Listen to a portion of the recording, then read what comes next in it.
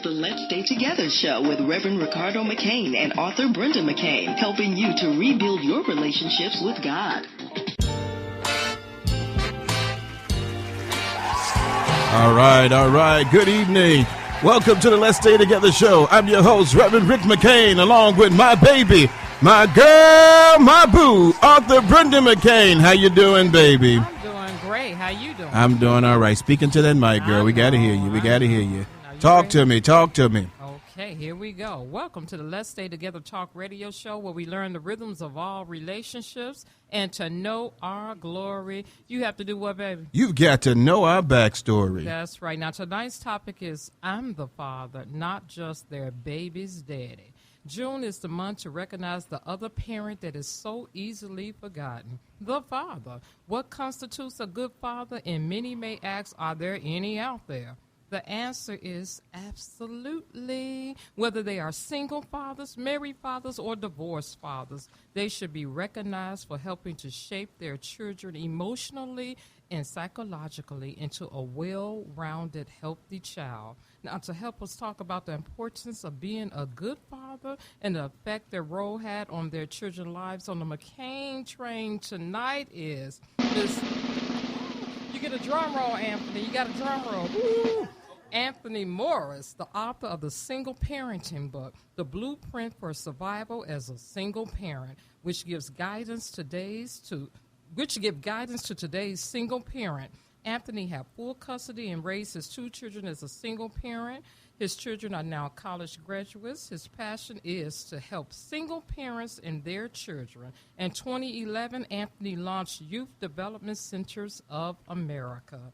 Next, we have Mr. Darren Williams. He is a divorced retired military veteran from the Army with 20 years of active duty service.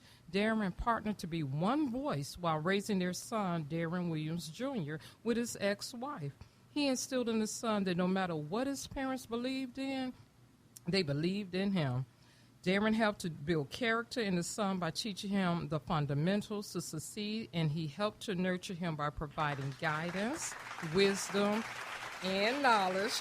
Darren Jr. is a college graduate and, yes, an ex-professional basketball player. Last on our roster of mighty men and mighty fathers is Mr. Les Rogers. He is a detective. Yes, you heard me. He is a detective.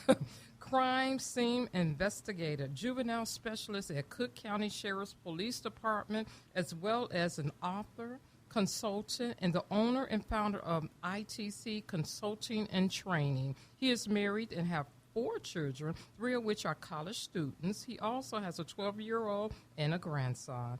Les has remained present in his children's lives by giving them emotional support and guidance to navigate through life challenges.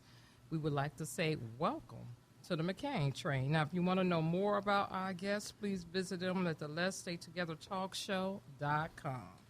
Woo, Jesus. Yeah, we got to get it. Look, what you mean? We barely get positive men, so we want to highlight positive men. So let me give you guys some words before we get started here. Psalms 103:13 says, as the Father shows compassion to his children, so the Lord shows compassion to those who fear him.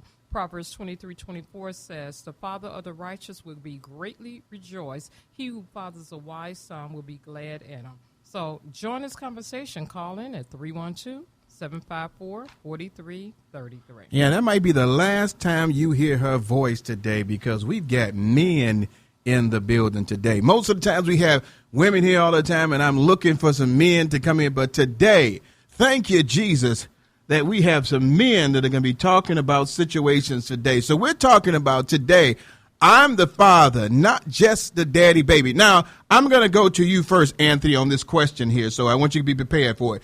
This is what the CDC has said recently. This is the Center for Disease and Control Prevention.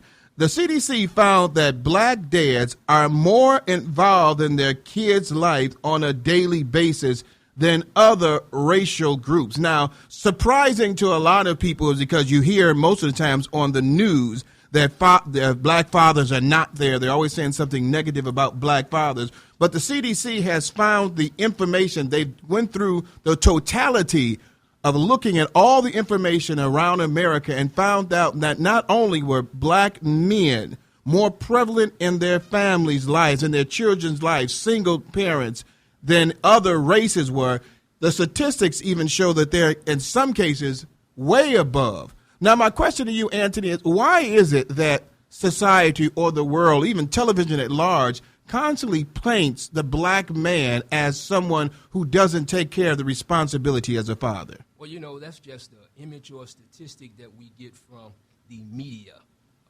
When you look into the community and ask some of the men who are or who have raised their children, then you get or receive a different take on that altogether.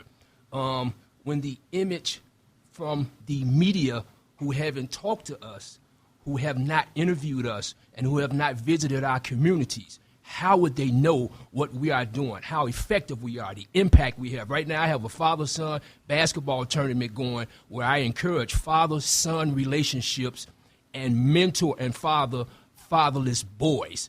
And the championship game is going to be at the Kroc Center on the 12th of June, next Friday night. So as an example of who talked to me about that, nobody except for Channel 5. They're going to either come out and report and film the game or either report the basketball practice, one or the other. But they would not have known anything about that unless someone had to tell them that this is what Tony Morris is doing in the community. Check him out, where he is trying to encourage father-son relationships to take it to another level and to mentor and fatherless boys.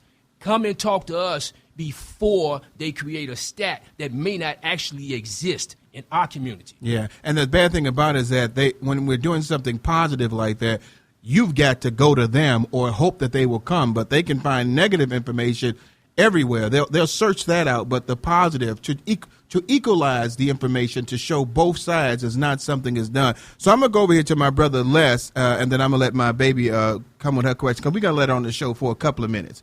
And then we're going to kick it back off for a second. But I got Tina. And Tina ain't on the mic, so, Tina can only say, rah, Brenda. She can't say nothing else over there. Right. But here's the thing another question I have. As a single father, at one time I was a single father myself, is it very difficult when people are always assuming that you're not going to be there? If someone even hears that you're a single father, the first presumption is that, oh, well, he may not be taking care of his child. Does it in some cases get a man angry about the fact that you're already prejudging me as something negative without, as Anthony says, seeing the positive of who I am? Well, just to follow up on what Anthony said, it's human nature to focus on what's negative. And so I discount what others say about what I might be doing. Look at the results in my children.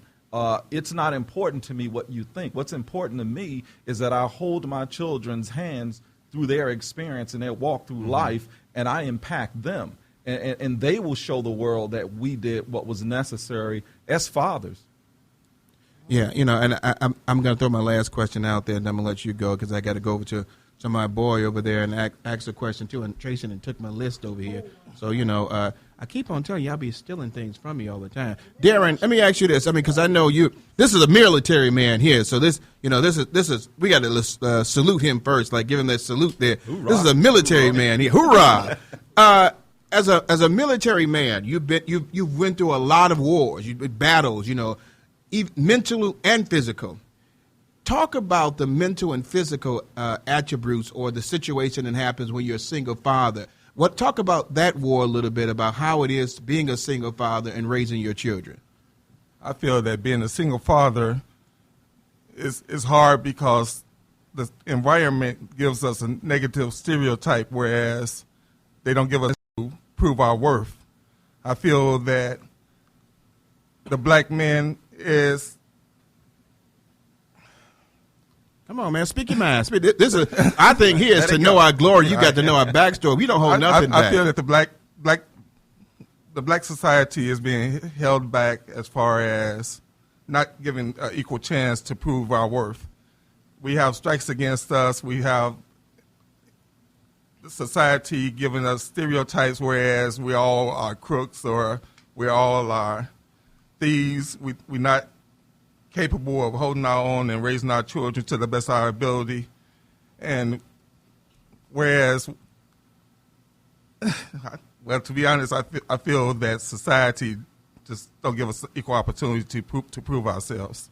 Well, and that's why their introduction, I wanted people to hear that when you have, it doesn't have to be a two-parent household all the time, but if you have a strong prevalence of a father that's instilled in their child's life, those accolades I rattled off, I had to say it. All of these children are college-bound or finished college, in not NBA, but it was Greece and Italy, I believe. Yes, ma'am. Professional players, they go in places because they had a stronghold with both parents or the strongest parent, which is a father sometimes. And I hate to say sometimes because we know the women are the nurturers all the time, and a lot of people say they get stuck holding the bag, but this is your child. You never should be stuck holding that. You should be able to mold them and teach them and help them grow. So heads go off and hand claps, roar, hooray, whatever to all the men on our panel tonight. So my first question, to soften it up a little bit, because my husband went on in, is what are some of the ways that you show your child that you love them? And I'm going to switch gears and give Darren a breath over here to Mr. Anthony. Okay, and thanks a lot for that question. I think that's a question that's well required to be asked, because it's a lot of different ways you can show you love them. But as far as being effective, one of the ways that I showed I love my child was paying attention. Was listening to them, being an ear for them, giving them an opportunity to be themselves, giving them an opportunity to have a voice. Just like I have a thing called Man Cave. In the Man Cave, what I do is I allow boys to have a voice. And on one of the flyers I sent out, it says on the flyer, the slogan, youth have a voice in the Man Cave. And not only do they have a voice, they can be themselves, they can express their frustrations, they can express their angers without being judged by anyone. And the good thing, we have mentors in the audience that support them and let them know that we are there for you. So go ahead and say the things that you feel, as opposed to going to the elementary or high school and showing that feeling by way of anger. Because, in 2013, they said that 1 out of 2 boys fought in elementary and high school because they didn't know how to express anger. So the Man Cave gives them opportunity to express it. And then on the left side of that panel, we have policemen. The policemen are there to support them, and at the same time, they teach, and we show them how to approach the police in public. So that way, the anger that they would have used at home, because a lot of times they don't know how to approach the police because they're mad at the absent father. If the father was there, the relationship will close the gap of a lot of anger and bitterness that have built up. But in the Man Cave, they're able to release a lot of that anger and that frustration and be themselves. Let me ask you real quick. That's one of the ways I show love, just one of the ways. Where is the Man Cave, in your home or in your... No, we had a Man Cave sometimes at the Calumet Park Recreational Center, Kroc Center, and at the library. I guess that answered it. Okay, then. I mean, I love it. But the Man Cave, 'cause I see this is generally going towards the fathers and the sons. Where do the girls go when they have... You know something? My nonprofit organization, YDCA Youth Development Centers, we working on a woman's cave. So the youth from 12 to 23 to have a voice and be able to follow up with productive actions after they've said what they said. If it's something negative, they can correct it. If it's something positive, they can do it. Okay. So it's twofold. And we want to hear the negative, because out of every negative situation was probably some hurt, some pain, or something they had gone through, that they can actually turn it into a monumental opportunity of something that they can call themselves an example, because someone modeled a mentorship or an example in front of them, that they are hungry and thirsty to want to do the same thing in their community. And it gives them an opportunity to be able to give back and feel good about themselves because somebody else did it first in the Man Cave. So let me ask you this, unless I'm going to go to you about that. He was talking about the Man Cave. What is it about the African-American male that needs that time where they need to kind of solidify themselves, like in a man cave or a situation? Does that mean because I don't have that opportunity, does that society saying that I'm not able to do the things that I'm supposed to? Because, it's a great that we have the Man Cave and he's doing, all those great things there. But is it always that we need something, or are we able to give something even regardless? Because African American people, for the longest,